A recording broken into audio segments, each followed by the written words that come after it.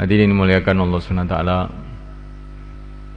perkara yang paling penting dalam kehidupan manusia di dunia dan akhirat adalah iman.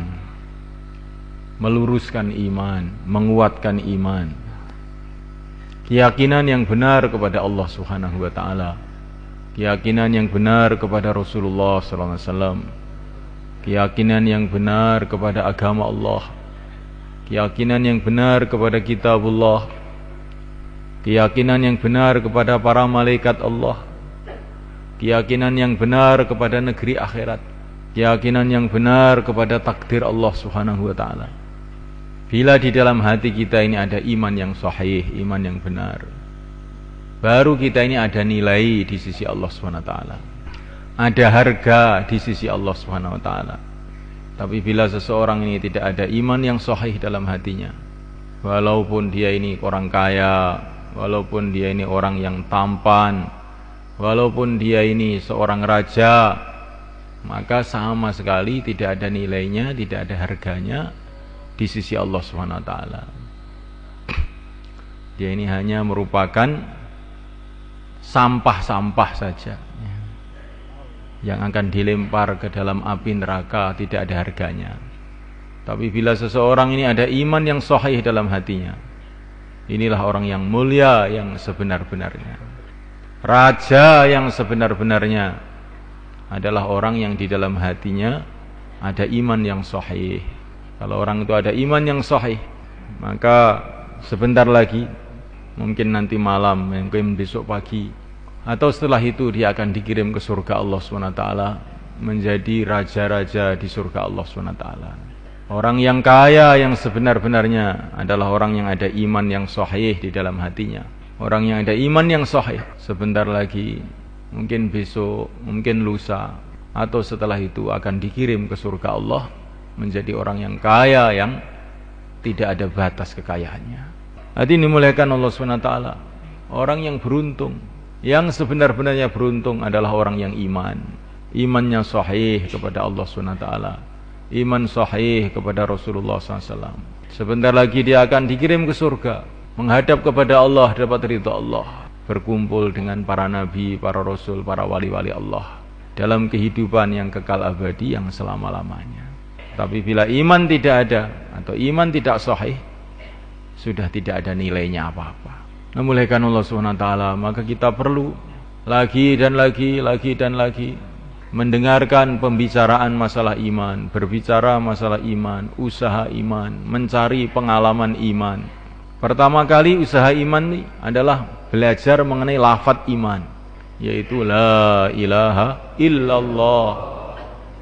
Ini lafaznya iman, bahwa tidak ada yang berhak disembah illallah, selain Allah. Disembah itu apa yang dimaksud? Kata para ulama, disembah itu maksudnya adalah dicintai dengan sebenar-benarnya, ditakuti dengan sebenar-benarnya, sehingga ditundui dengan sebenar-benarnya. Itu namanya disembah. Yang berhak untuk dicintai dengan sebenar-benarnya hanyalah Allah Subhanahu wa taala. Yang berhak ditakuti dengan sebenar-benarnya hanyalah Allah Subhanahu wa taala. Yang berhak ditunduki dengan sebenar-benarnya hanyalah Allah Subhanahu wa taala. Yang berhak diharap hanya Allah Subhanahu wa taala. Karena semua kebaikan yang ada di dunia, yang ada di akhirat, yang ada sekarang, yang akan datang, yang telah lalu, hanya Allah yang bisa mendatangkannya.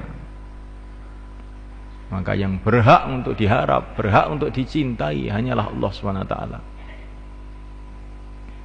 Kita ini baru melihat makhluk-makhluk Allah saja bisa tergila-gila. Melihat makhluk-makhluk Allah saja bisa tergila-gila.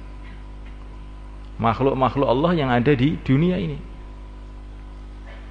kita bisa tergila-gila, termenung-menung, ngelamun siang dan malam, gara-gara melihat makhluk-makhluk yang ada di dunia ini. Padahal malaikat Allah, semua keindahan-keindahan yang ada di dunia ini tidak ada apa-apanya dibanding keindahan yang ada di surga.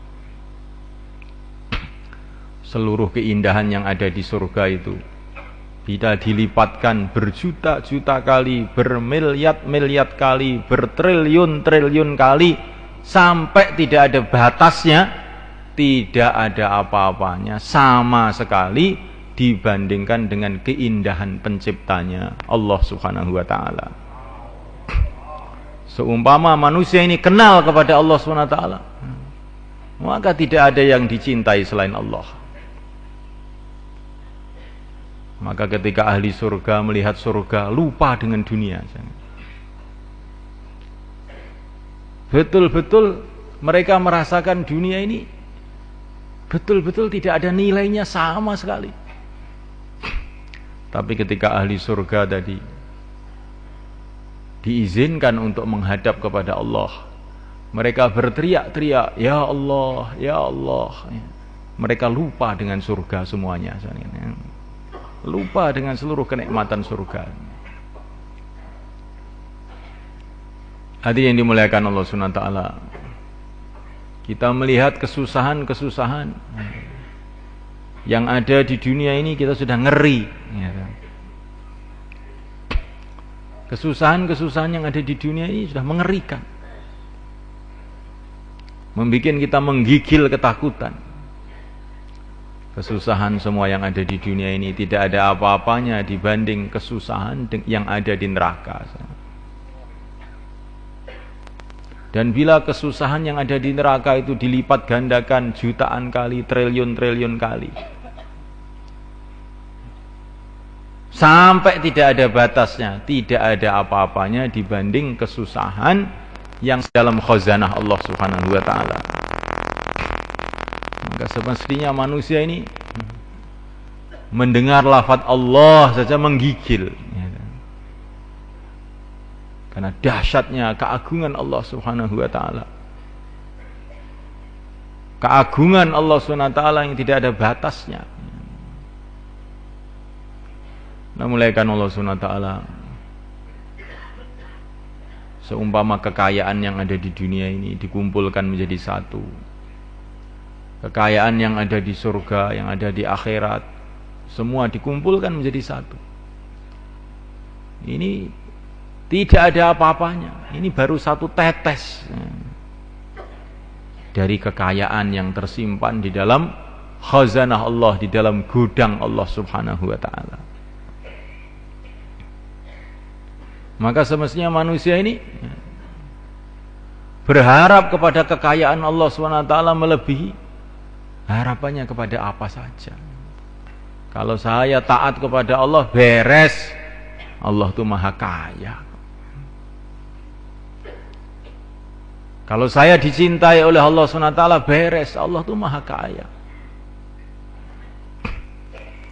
Namuliakan Allah SWT, kalau orang itu dicintai oleh seorang raja, maka dia akan merasa dalam hatinya, beres saya sudah. Bagaimana pula kalau orang itu dicintai oleh pencipta seluruh raja, pencipta seluruh raja. Kalau orang itu disayang oleh orang kaya, ayah saya ini orang kaya kok, nggak usah mikir saya itu, sawahnya 30 hektar kok. Ayah saya orang kaya, nggak mikir, dan ayah saya ini sayang sama saya. Bagaimana kalau orang itu disayang oleh Allah yang menciptakan seluruh orang yang kaya di alam semesta ini? Semestinya dia ini akan menjadi tenang, tentram, bahagia, tidak khawatir apa-apa. Tidak khawatir apa-apa. Namuliakan Allah Subhanahu wa taala. Maka bila orang itu mengenal keagungan Allah, kehebatan Allah, kekuasaan Allah, Masya Allahu kan wa ma lam yasha' lam yakun. Apa yang dikehendaki oleh Allah pasti terjadi. Yang tidak dikehendaki oleh Allah tidak mungkin terjadi. Kalau orang itu kenal kepada keagungan Allah, maka tertanam dalam hatinya tidak ada yang diharap selain Allah. Tidak ada yang disembah selain Allah. Tidak ada yang ditakuti selain Allah. Tidak ada yang diminta selain Allah. Mencintai Allah, mengagungkan Allah. Takut kepada Allah. Merasa dekat dengan Allah Subhanahu wa taala. Namanya belajar lafadz iman. Setelah belajar lafadz iman ini semula kan, perlu kita ini belajar pengalaman iman, pengalaman hubungan dengan Allah. Bagaimana caranya? Di saat-saat keadaan itu mengajak kita untuk terkesan dengan makhluk, kok kita ini tetap tidak terkesan dengan makhluk, hanya tawajuh kepada Allah, zahir batin, saat itu nanti kita dapat pengalaman iman. Jadi cari pengalaman iman itu begini caranya.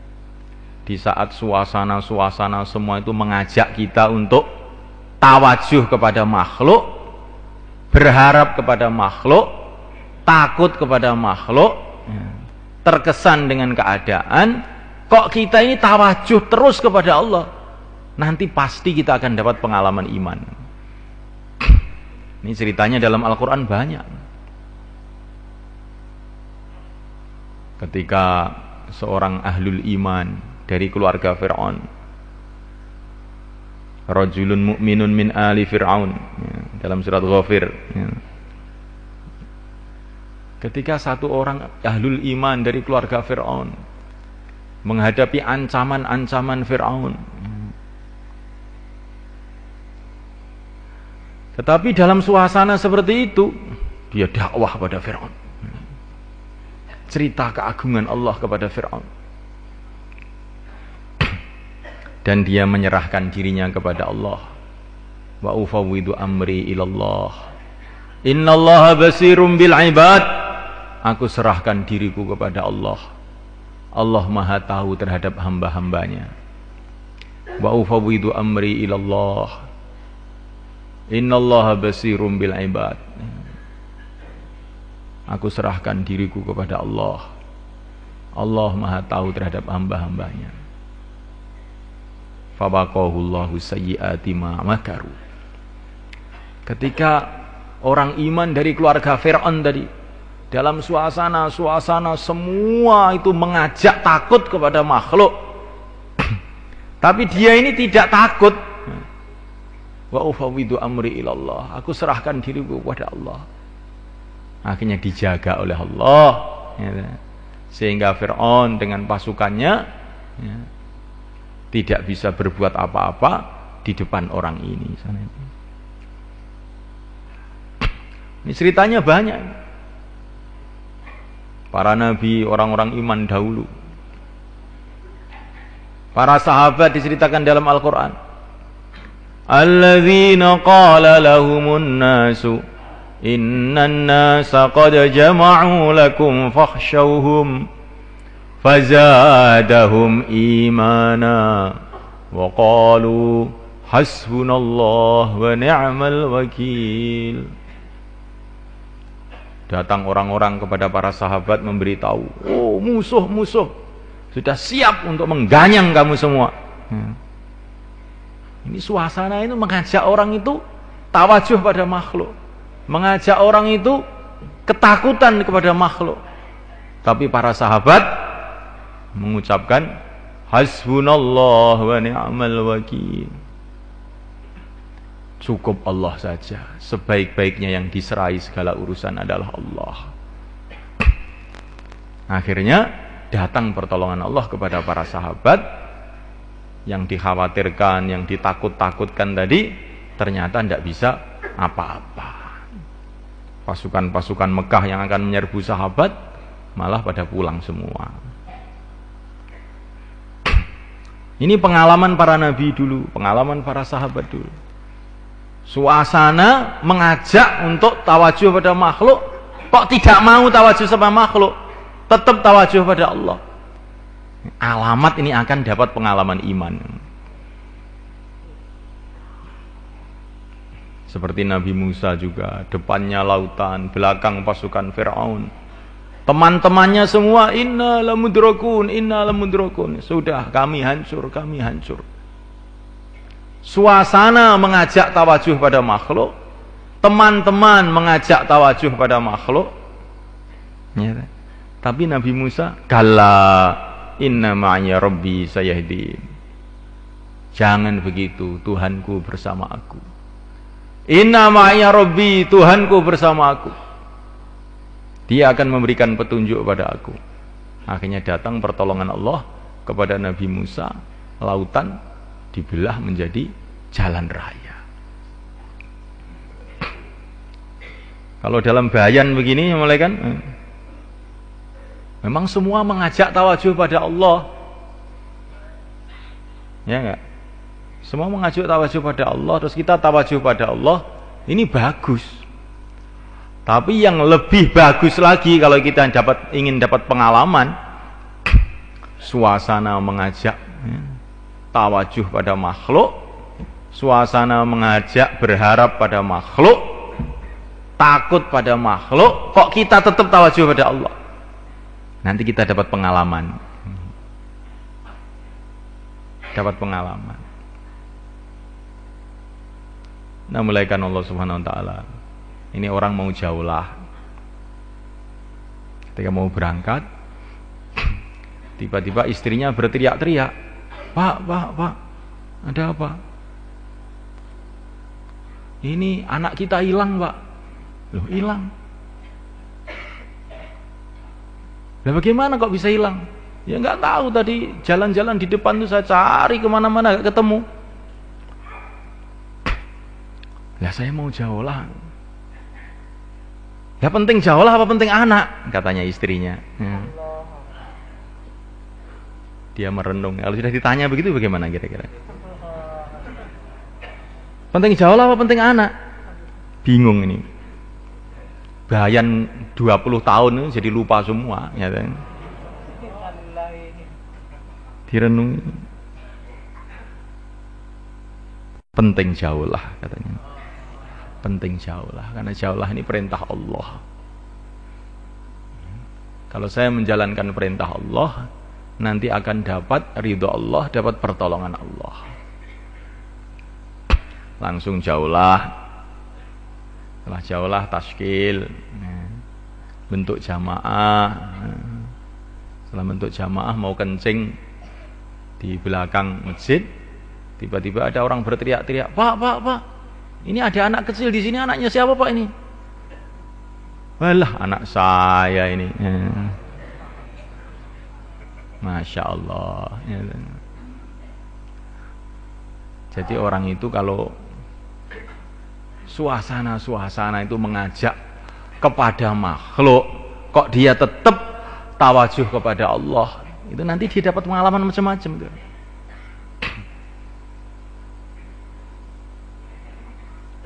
Kalau kita melihat Al-Quran, ceritanya serupa semua begitu. Kapan pertolongan Allah datang pada para nabi, para rasul, para sahabat, para wali-wali Allah zaman dulu, ketika suasana mengajak kepada makhluk, tapi mereka tetap tawajuh pada Allah. Termasuk Nabi Ibrahim alaihissalam. Tangannya ditali sama Namrud, kakinya ditali sama Namrud, dilemparkan dalam api. Semua suasana mengajak untuk tawajuh pada makhluk. Tapi beliau tidak terkesan dengan suasana ini, tetap tawajuh pada Allah.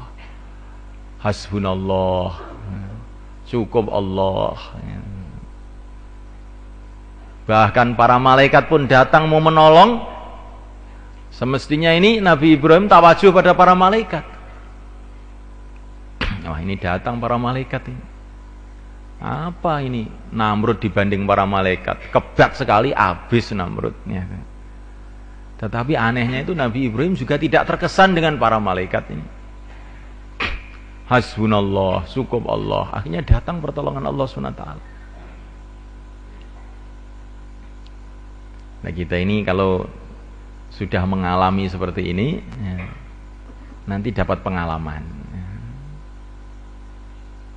Tapi kalau baru dengar bayan, nulis bayan, dengar bayan, nulis bayan, menyampaikan bayan, itu baru belajar lafadznya iman namanya. Tapi kalau keluar di jalan Allah, dengan menghadapi macam-macam masalah, tetap tawajuh kepada Allah, nanti dapat pengalaman. Setiap orang pengalamannya nanti macam-macam, berbeda-beda. Pakai syarat itu saja, satu aja syaratnya. Pokoknya kalau ada ajaan kepada makhluk, hati tawajuh kepada Allah. Makhluk nggak bisa, makhluk nggak bisa.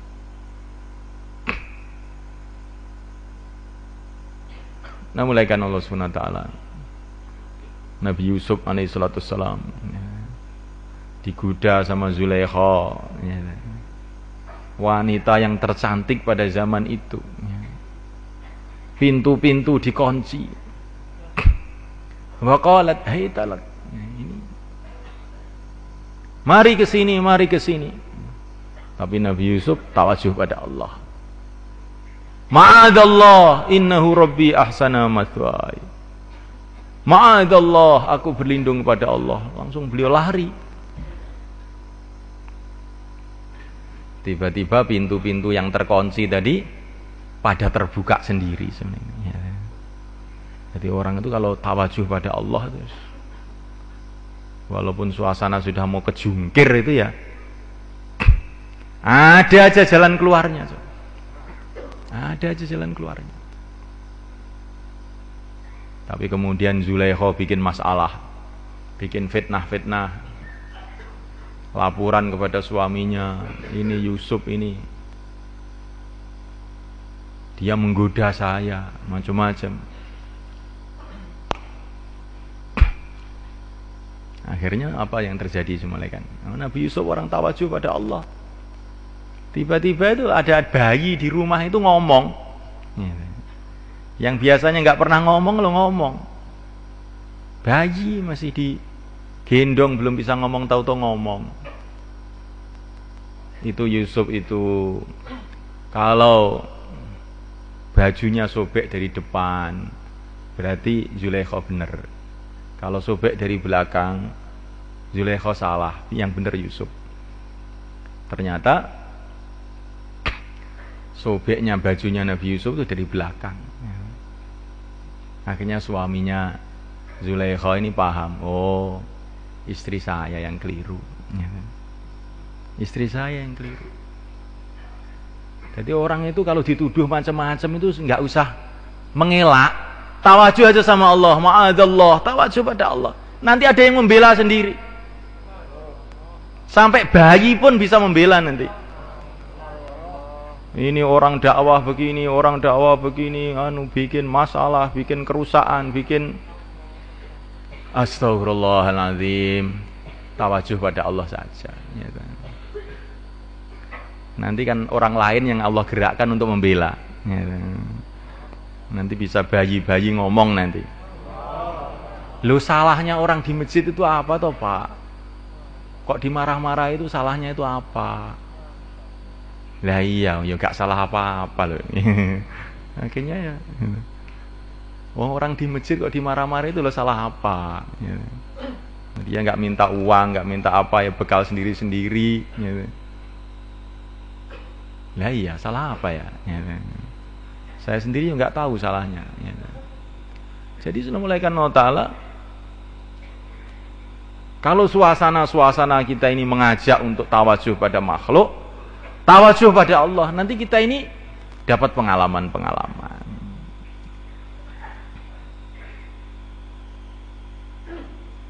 Jangan kalau ingin marah dilampiaskan marahnya, ingin membela diri dilampiaskan pembelaannya. Itu nanti kita ini nggak dapat pengalaman iman. Kalau ingin kita dapat pengalaman iman, kalau mau marah ditahan, tawajuh pada Allah. Nanti Allah Subhanahu wa Ta'ala akan berikan macam-macam nusrahnya kepada kita. Allahu waliyyu man sakat. Katanya para ulama, Allah itu akan membela orang yang diam. Allahu waliyu man sakat. Allah itu membela orang yang diam. Jadi kalau orang itu dicaci maki begini wis diam, nanti Allah yang membela. Tapi kalau kita ini ganti juga marah, ya nanti kita pertandingan tinju, ya, pertandingan tinju. Ya. Jadi tontonan orang. Maka satu hari ada orang mencaci maki Abu Bakar, dicaci maki begini. Nabi mendengar itu senyum aja. Lama-lama Abu Bakar nggak tahan, ganti mencaci dia. Maka Nabi langsung marah dan pergi. Maka Abu Bakar terkejut, kenapa ya Rasulullah engkau pergi? Ketika kamu tadi dicaci maki diam saja, saya lihat para malaikat pada datang membela kamu. Tapi ketika kamu ganti marah, saya lihat malaikat-malaikat pada pergi, syaitan datang. Ya, saya nggak mau duduk di tempat yang ada syaitannya ini. Nah kalau malaikat datang, alamat hidayah akan datang. Karena malaikat ini makhluk-makhluk suci. Nah kalau syaitan datang, siapa yang akan datang? Yang akan datang adalah dhalalah, kesesatan. Makanya wongis dielek-elek, meneng wae. Kamu kok diam saja? Mang ini belajar diam kok, Pak. Ya. Saya itu ngengkel itu sudah lama, berpuluh-puluh tahun saya sudah biasa ngengkel. Saya ingin belajar diam sekarang ini. Ya. Allahu waliyyu man sakat. Allah akan membela orang yang diam. Jadi memuliakan Allah Subhanahu wa taala, ini namanya belajar pengalaman iman. Nah, orang itu kalau sudah dapat pengalaman mantep. Mantep. Tapi kalau belum dapat pengalaman, walaupun sudah pandai bayan, pandai mudzakarah, ya, tapi kalau belum pernah dapat pengalaman, nah ini nanti imannya itu masih meyar-meyor. Ya, maka para sahabat ini begitu belajar iman, lafadznya iman, la ilaha illallah, kemudian oleh Nabi diterjunkan dalam perjuangan, sehingga mereka dapat pengalaman macam-macam, diterjunkan dalam perjuangan. Akhirnya mereka menghadapi masalah sini, masalah sana. Oleh Nabi dikasih arahan tawajuh pada Allah. Ya ayyuhalladzina amanu aminu, hai orang yang beriman, tawajuh pada Allah. Jangan terkesan dengan makhluk, tawajuh hati pada Allah. Akhirnya semulaikan para sahabat dapat macam-macam pengalaman sehingga imannya mantap. Bukan cerita pengalaman orang lain, pengalaman masing-masing dia sendiri. Berbeda dengan Bani Israel. Bani Israel itu melihat pengalaman orang lain, melihat pengalamannya Nabi Musa, melihat pengalamannya Nabi Harun. Tapi mereka sendiri ini karena tidak mau berjuang, nggak dapat pengalaman. Sehingga ketika ditinggal Nabi Musa 40 hari saja, sudah pada menyembah berhala. Ya kan? Pada menyembah berhala, ditinggal 40 hari aja sudah pada menyembah berhala. Karena mereka ini nggak punya pengalaman masing-masing, itu nggak punya, karena nggak mau berkorban. Sehingga ketika dinasihati Nabi Harun, kamu jangan menyembah berhala, maka mereka mengatakan, kami akan terus menyembah berhala. Kecuali kalau nanti Musa sudah datang. Kalau Nabi Musa sudah datang, ya saya salat lagi.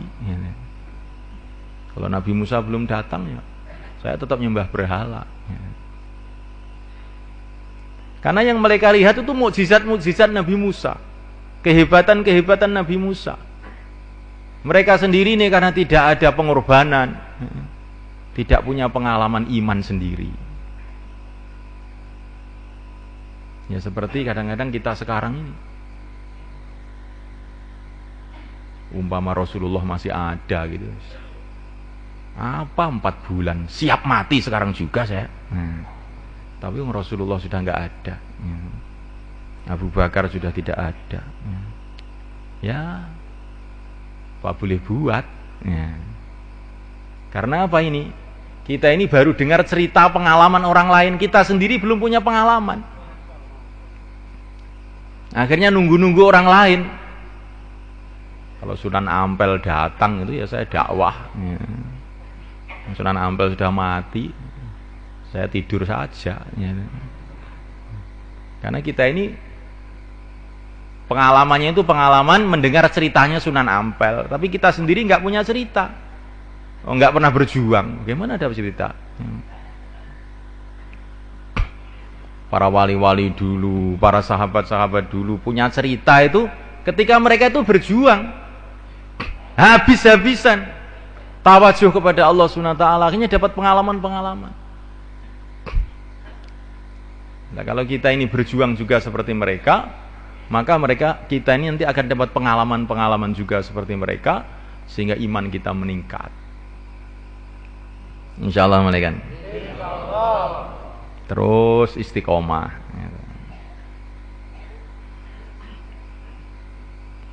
Teman ada, teman nggak ada. Orang menerima, orang tidak menerima. Keadaan sehat, keadaan sakit. Keadaan berat, keadaan ringan. Terus jalan. Dengan istiqomah. Dan dengan tertib. Apa-apa dimusyawarahkan. Karena amalan dakwah ini tanpa musyawarah, ini seperti sholat nggak wudu. Dakwah itu harus pakai musyawarah. Apa-apa dimusyawarahkan. Jangan pakai pikiran sendiri. Nah, mulaikan Allah Subhanahu wa taala. Maka ini penting kita sadari. Amal itu kalau amal istimai, amal bareng-bareng, itu harus musyawarah. Wa amruhum syura bainahum. Terus istiqomah dengan musyawarah, terus istiqomah. Nanti lama-lama dapat pengalaman sehingga iman kita naik. Nah, tandanya iman naik itu bagaimana? Tandanya itu mulai seneng dengan sholat. Bukan sholat, seneng dengan sholat. Punya keyakinan di dalam hati, dengan sholat saya selesai masalah. Nanti kalau saya sholat selesai masalah. Ini tandanya iman. Benar. Karena sholat ini menghadap kepada Allah, pencipta alam semesta, penguasa dunia akhirat. Saya ada masalah dengan ayah saya, Pak. Ayah kamu itu yang memegang hatinya Allah, kamu sholat. Mertua juga begitu, Pak. Itu istri saya itu dipengaruhi mertua saya. Oh begitu. Mertua kamu, istri kamu, hatinya di tangan Allah, kamu sholat. Tapi kalau sholat tawajuh kepada Allah, jangan tawajuh sama mertua. Nanti karena ada masalah dengan mertua, mulai Allahu Akbar sudah mertua. Dalam hatinya itu nggak merasa menghadap pada Allah, menghadap pada mertua. Akhirnya tidak ada nilainya sholatnya itu tadi. Tawajuh pada Allah dan sholat. Ya Allah, hati istri saya di tangan Engkau ya Allah. Dia tidak bisa berbuat apa-apa ya Allah tanpa Engkau. Berikanlah perubahan dalam hati istriku. Mertua saya juga hamba-Mu ya Allah, yang menciptakan hatinya Engkau, yang mengendalikan hatinya Engkau, yang mengendalikan otaknya Engkau, yang mengendalikan mulai pucuk rambut, pucuk kaki, pucuk kukunya adalah Engkau. Gerakkanlah dia untuk kebaikan, membantu saya dalam perjuangan dakwah ini. Nah, begitu soalnya. Jangan sambat saja, gitu. Sebetulnya saya ini juga ingin, tapi gimana ya? Mertua saya ini, istri saya ini. Tapi itu boleh saja, tapi tapinya yang tapi yang benar. Tapi yang kuasa itu hanya Allah. Tapi yang bisa menolong saya itu hanya Allah. Pokoknya bagaimanapun juga ya saya nangis pada Allah. Lah itu tapi yang benar. Jangan tapi yang tidak benar. Ya.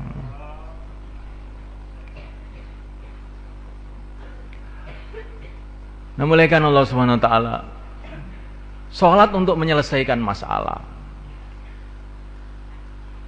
Orang dikasih kesempatan menghadap pada Allah 5 kali, kok masih bingung saya banyak masalah. Lebih itu jane. Hamilu hawaijakum alal maktubat. Dalam satu riwayat hadis. Bawalah hajat-hajat kamu itu di dalam sholat-sholat fardu. Wah, ini Allahu Akbar. Kesempatan menyelesaikan masalah saya ini. Ya, gitu loh. Gitu. Ini kesempatan menyelesaikan masalah. Menghadap pencipta alam semesta, penguasa jagat raya. Selesai masalah ini. Kalau orang menghadap kepada Allah, kemudian dia ini dalam hati ada rasa belum cukup untuk menyelesaikan masalah dia, maka imannya berarti sudah rusak. Rusak, gawat, rusak berat ini namanya. Menghadap kepada Allah kok belum merasa bisa selesai. Lah siapa yang akan bisa menyelesaikan kalau Allah nggak menyelesaikan?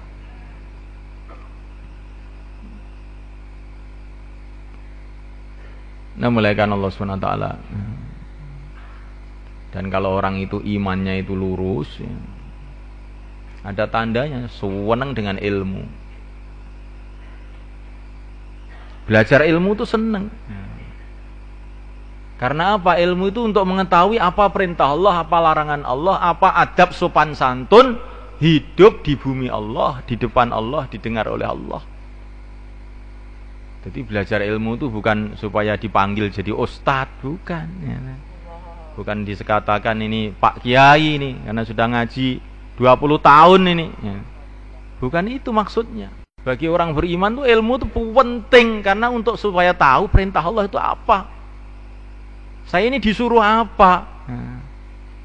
Saya ini hamba Allah, tinggal di bumi Allah, di bawah kolong langit Allah.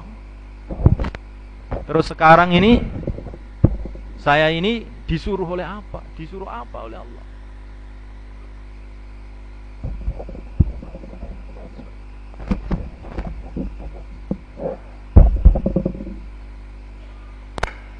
Ini pentingnya ilmu itu di situ tuh semuanya kan. Jadi ilmu ini bukan untuk anak-anak kecil, bukan untuk santri saja. Ya. Untuk seluruh orang beriman ilmu itu penting. Ya. Ilmu itu penting.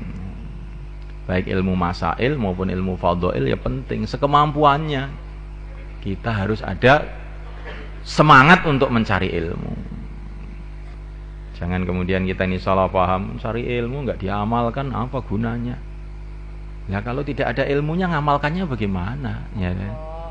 Wong sudah punya ilmu aja masih sulit mengamalkan, apalagi nggak punya ilmu, tambah belas, ya kan? Tambah sama sekali jadinya. Ya kan?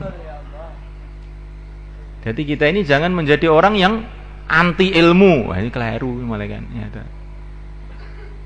Ya ngene iki aku wis. Karena mencari ilmu itu Masya Allah, ilmu agama itu semulaikannya. Baru mencari saja sudah dapat pahala. Tidak paham pun dapat pahala. Kan aneh itu ilmu agama itu. Baru berangkat saja malaikat-malaikat sudah menghormat kepada kita. Nah, mulaikan Allah Subhanahu wa taala. Maka taklim di rumah, taklim di masjid dikuatkan mulaikan. Saya sudah hafal tuh fadilah amal, sudah hafal. Sehingga setiap taklim tidur gitu. Ini bukan masalah hafal. Masalahnya itu kalau kamu berangkat itu loh, malaikat itu hormat kepada kamu. Padahal malaikat ini makhluk-makhluk suci, yang sudah ibadah jutaan tahun, miliaran tahun itu loh sayang dengan kamu. Masya Allah, bagaimana ini? Kok kamu bisa tidur seperti itu? Ya. Masya Allah. Ya. Nah, mulai karena Allah Ta'ala, kalau iman itu benar, orang itu seneng dengan zikir. Mulutnya nggak bisa berhenti dari zikir. Subhanallah, Subhanallah. Ya. Seperti ceritanya Nabi Idris, sampai beliau ini punya kerjaan itu menjarum pakaian. Sambil menjarum itu, Subhanallah, Alhamdulillah, wala ilaha illallah, Allahu Akbar. Tahu-tahu iblis datang iri. Ini orang jarum pakaian zikir terus. Iblis ini muangkel ini iblis ini. Tahu-tahu iblis datang. Tuanya macam-macam. Langsung oleh Nabi Idris jarumnya itu dicocokkan ke matanya iblis itu. Sehingga akhirnya matanya itu buta satu. Begitu semuanya kan. Jadi orang itu kalau imannya benar tuh zikir tuh seneng begitu. Itu tandanya iman tuh benar. Nah kalau zikir ini terus dikerjakan mulai kan, timbul sifat namanya mahabbatullah, cinta kepada Allah. Nah kalau sudah timbul cinta kepada Allah, amal agama itu jadi seneng. Sholat jadi seneng, dakwah jadi seneng. Itu tandanya zikirnya benar. Menjalankan perintah Allah itu dengan senyum, dengan gembira karena cinta. Orang ini kalau sudah cinta, mengamalkan perintah kekasihnya itu dengan gembira. Korban itu dengan seneng.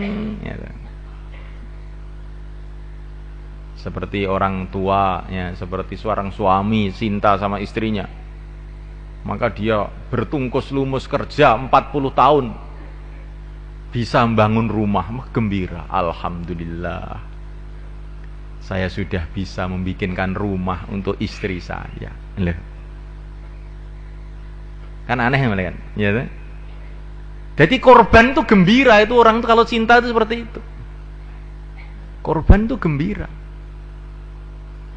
Saya sudah bisa membelikan sepeda motor untuk anak saya. Loh. Padahal yang naik itu anaknya, tapi yang gembira itu malah ayahnya. Kan aneh itu. Ya, ini kalau orang sudah sayang sama anak seperti itu. Lah kalau orang sudah cinta sama Allah, Masya Allah, amal agama itu nikmat. Sampai enggak teringat pahalanya. Amal itu sendiri sudah dianggap satu kebahagiaan. Seperti Sayyidina Abu Bakar. Korban semua. Habis laporan sama Nabi, ya Rasulullah, yang bisa saya korbankan hanya ini, sudah habis. Nanti kalau ada lagi mau saya korbankan lagi. Nah, ini orang itu kalau cinta itu korban itu seneng. Alhamdulillah bisa korban. Tapi kalau belum ada mahabbatullah, kecintaan ini, amal juga, tapi dengan melerut, dengan cemberut, dengan berat. Nah, dulu para sahabat ini cintanya ini sudah luar biasa. Cintanya kepada Allah, cintanya kepada Rasul. Sehingga amal itu dengan gembira. Dalam medan pertempuran, ditusuk dadanya oleh orang kafir, tapi mereka berteriak, fustu warabbil Ka'bah, beruntung aku demi Tuhannya Ka'bah. Karena saya sudah bisa korban. Karena sudah bisa korban, beruntung saya. Nah ini para sahabat. Di korban itu seneng. Apa senengan kamu Abu Bakar?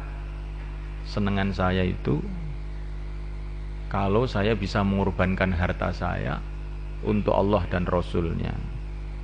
Apalagi kalau bisa mengawinkan anak saya dengan Rasulullah. Jadi Pokoknya apa yang bisa korban itu jadi gembira itu Abu Bakar. Semoga kita begitu juga malaikat. Nah kalau amal sudah cinta ini malaikat, sholat satu malam nggak terasa, ya, orang sudah seneng. Ya. Seperti ceritanya Fudail ibnu Iyad, dia ini punya kekasih seorang wanita, malaikat. Maka dia ini malam-malam hujan-hujan pergi ke rumahnya kekasihnya itu.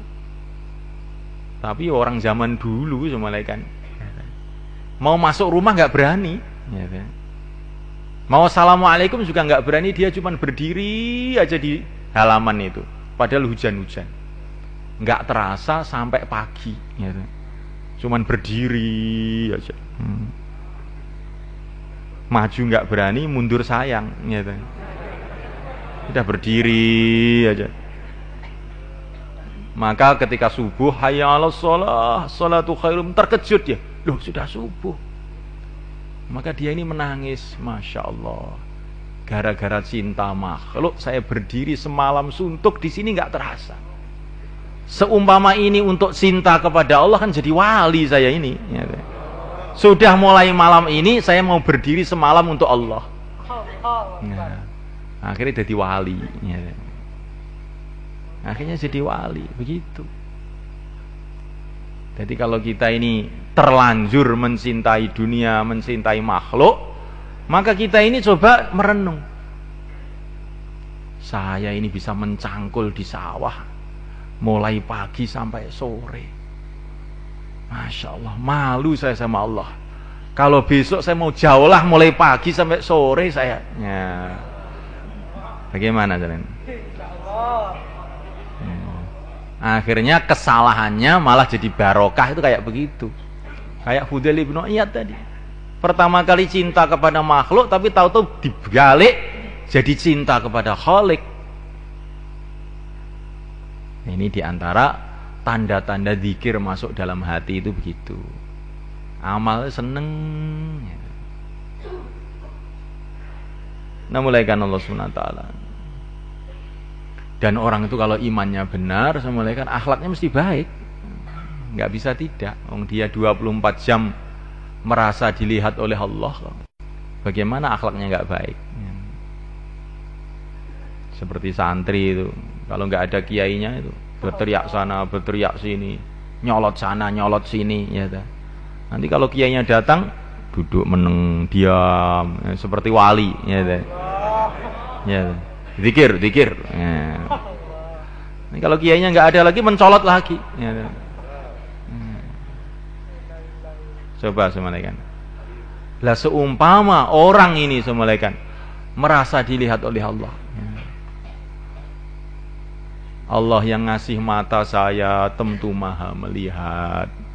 Allah yang mengasih telinga saya tentu Allah maha mendengar. Ya. Itu diamalkan, maka dia ini 24 jam akan beradab, akhlaknya mesti baik. Nggak bisa ngomong seenaknya, itu nggak bisa, berbuat seenaknya nggak bisa. Nah mulaikan Allah SWT, kalau orang itu akhlaknya benar, mulaikan Allah Ta'ala, maka kalau orang itu imannya benar, maka amalannya semua ikhlas. Nggak ada pertimbangan-pertimbangan lain, tuh nggak ada. Untuk apa amal? Untuk manusia. Sedangkan manusia tidak bisa menentukan nasib saya. Nasib saya di tangan Allah, maka amal saya hanya untuk Allah saja. Ya. Nah mulaikan Allah SWT, kalau orang itu imannya benar, mulaikan, dia tidak bisa menahan diri dari dakwah. Seperti Sayyidina Abu Bakar. Sayyidina Abu Bakar itu dakwah terus mana? Akhirnya orang-orang Quraisy marah. Pokoknya kalau kamu masih terus dakwah, diusir dari Mekah kamu. Geger wis. Di Mekah itu geger. Kalau kamu mau amalkan agama kamu, di rumah kamu, tapi jangan ngajak-ngajak orang. Katanya, Orang Quraisy, toleransi. Jadi orang Quraisy itu sudah kenal toleransi juga, ya kan? Toleransi itu madhabnya orang Quraisy sana, ya kan? Jahiliyah, zaman jahiliyah, ya kan? Abu Bakar, kalau kamu mau mengamalkan agama kamu terserah. Tapi di rumah kamu, jangan mengaruhi orang. Kalau kamu masih mengaruhi orang, awas nanti. Gawat ini nanti. Abu Bakar pertama kali ngalah sebentar. Dia pulang ke rumah. Tapi pulang ke rumah nggak tahan, mulai kan beliau. Bagaimana orang-orang saya biarkan berbondong-bondong masuk neraka?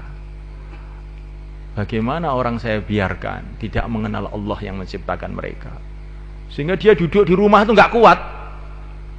Tetapi mau keluar ini, wah nanti orang-orang marah semua. Akhirnya dia punya ide, Abu Bakar punya inspirasi, punya ide. Sudah sekarang saya tak bangun musola di depan rumah. Akhirnya beliau bangun musola depan rumah. Beliau di situ baca Quran keras-keras. Akhirnya anak-anak orang Quraisy pada datang semua dengarkan bacaan Quran beliau.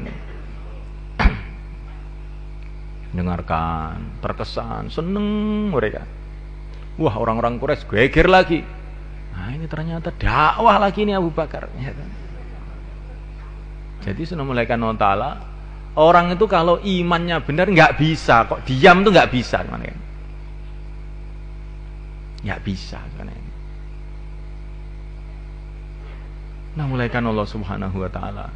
Kalau orang itu imannya benar, dalam hatinya ada keyakinan kepada Allah Subhanahu Wa Ta'ala.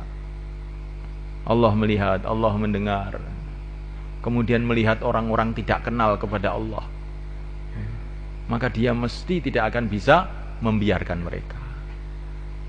Mesti akan datang menasihati mereka.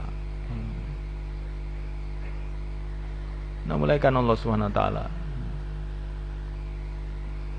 Kalau kita ini melihat ada orang mau berjalan, mau masuk jurang atau mau masuk sumur, kalau kita ini memang orang waras, nggak akan bisa membiarkan begitu. Mesti kita berteriak-teriak, Pak, sumur itu depan itu. Iya nggak mereka? Kalau orang itu ada keyakinan bahwa di depan sana ini, kalau orang itu tidak amal agama adalah sumur jahanam, gitu. Bagaimana orang itu bisa diam, kan? Membiarkan orang maksiat, membiarkan orang tidak kenal agama, nggak bisa diam. Jadi orang itu diam tuh sebetulnya karena dia ini imannya ini melemah sebenarnya. Kalau orang itu imannya benar, nggak akan bisa diam. Mesti dia akan mengingatkan orang, mesti dia akan mengajak orang. Maka iman dengan dakwah itu nggak bisa berpisah. Orang-orang ahlul iman semua ahli dakwah. Para nabi, para rasul, para sahabat, para wali-wali Allah semua ahli dakwah semua. Wal mu'minuna wal mu'minatu ba'duhum awliya'u ba'd ya'muruna bil ma'rufi wa yanhauna 'anil munkar. Orang iman laki-laki maupun wanita saling bantu-membantu satu sama lain. Bentuknya bagaimana bantu membantunya itu? Di antara bentuknya adalah ya'muruna bil ma'rufi wa yanhauna 'anil munkar, mengajak pada kebaikan, melarang kepada dari kemungkaran. Nah, mulaikan Allah Ta'ala. Dakwah ini penting, mulaikan. Kemarin Maulana Mustaqim hafizahullah beliau mengatakan wujudnya agama itu adalah dengan dakwah. Untuk menjaga agama begitu juga harus dengan dakwah. Wujudnya pertanian dengan kerja namanya kerja pertanian. Begitu juga untuk menjaga pertanian bagaimana? Ya kerjanya, ya pertanian itu sendiri juga. Untuk mewujudkan perdagangan, maka perlu ada kerja namanya kerja perdagangan.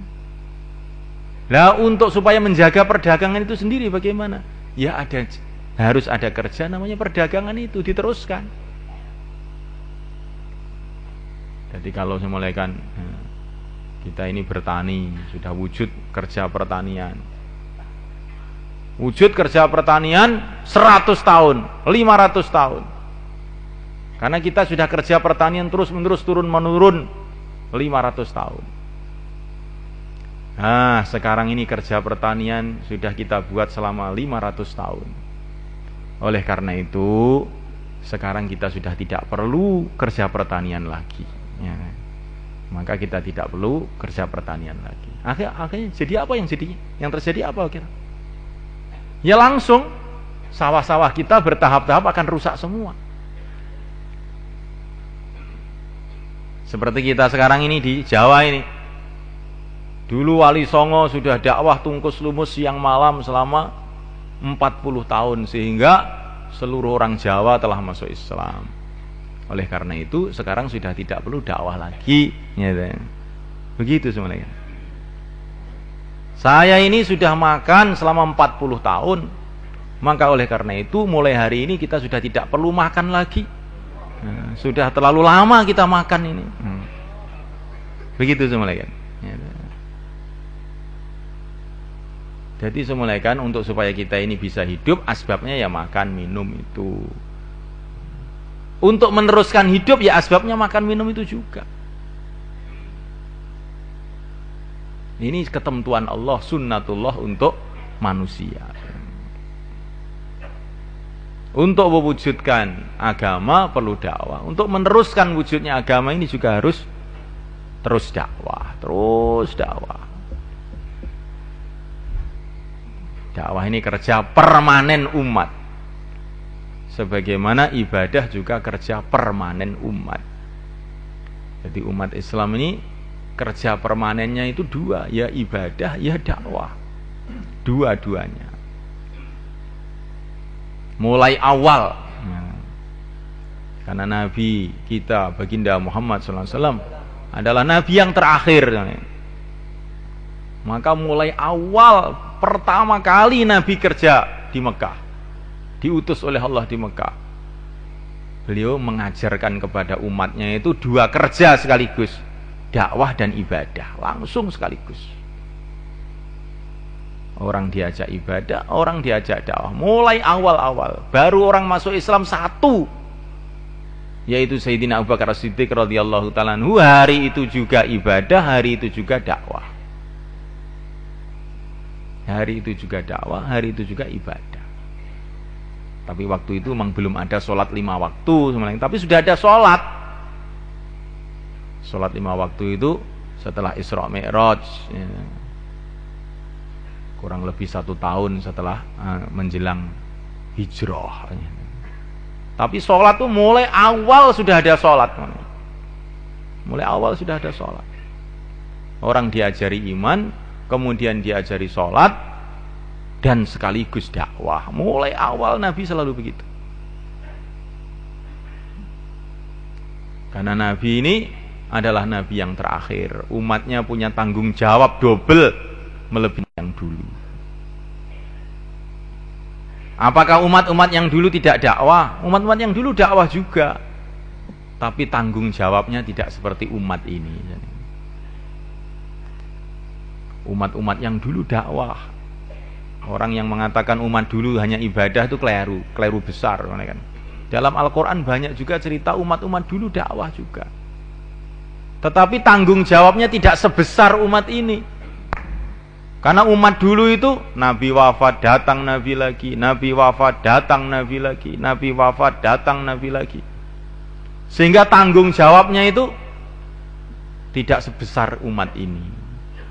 Kalau umat dulu itu umpamanya berpikir, alah saya tak istirahat dulu, nunggu Nabi datang, itu masih boleh itu.